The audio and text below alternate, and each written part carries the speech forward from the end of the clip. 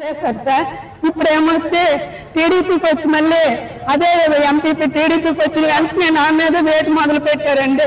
ఈసారి నేను వైసీపీ దాన్ని అంటూ నన్ను వేధిస్తూ అతను సాంబార్కి పిలిచి విపరీతమైన మాట్లాడుతూ రాజీనామా చేస్తావా చెయ్యమనుకొని మా ఊరు 9 మంది అతని అనుసరులు 9 మంది తోటి పట్టును మేము మొదలు పెట్టేసి మా ఊర్లో నాతో ఎవరు మాట్లాడినా నాకు ఎవరు సపోర్ట్ చేసిన వాళ్ళకి గవర్నమెంట్ వచ్చే పథకాలన్నీ ఆపేస్తుందని చెప్పారు సార్.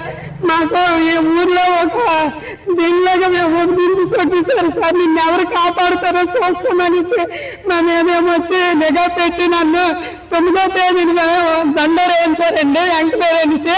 10వ తేదీని వచ్చేసరికి ఆ ఎంక్వైరీ పిటిషన్ దారులు ఆ 9 మంది అతను అనుసరితో పోలీసులు పెట్టి మరి ఒక రూమ్ లో ఎంక్వైరీ జరిపించేసి నాకేమొచ్చి 11వ తేదీ అయ్యేసరికి 10వ తేదీని జరిపించి 11వ తేదీకి నాకేమొచ్చి సస్పెండ్ ఆర్డర్ ఇచ్చేసి విధులను తొలగించామని కొత్త ఆయన దగ్గర ఒక 5 లక్షలు తీసుకొని పోస్టింగ్ వేసేస్తున్నారు సార్.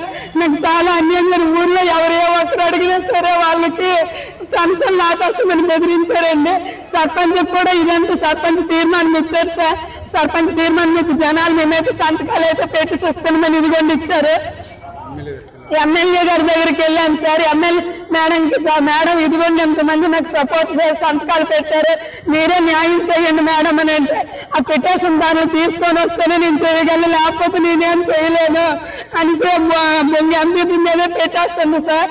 ఈ ఎంపీ వైసీపీ టైంలో నుండి నాకు నైట్ పూట ఫోన్లు మాము చేసి వాళ్ళు సార్ ఇబ్బంది పెట్టి వాళ్ళు అతనికి ఇదాము లేదనేసి ఇప్పుడు నా మీద కక్ష తీర్చుకుంటున్నాడు సార్.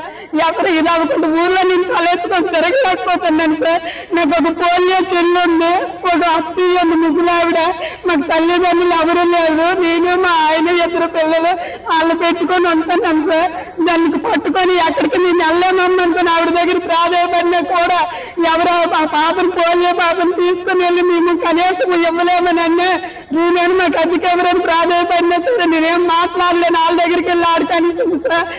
నాకు ఎవరు న్యాయం చేస్తారు సార్? నేను ఇప్పుడు పోలియో పిల్లలు పట్టుకొని ముసలి అత్తను పట్టుకుని 2 పిల్లలతో 10 సంవత్సరాలు నిన్ను చేసిన పోస్ట్ నీకు ఎవరు కాపాడుతాడో నేను తీసేస్తాను అంటున్నాడు సార్.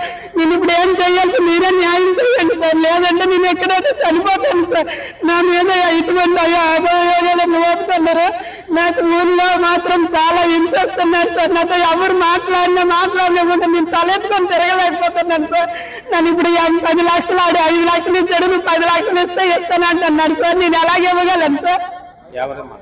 మా ఎంపీ బొమ్మి సురేష్ సార్.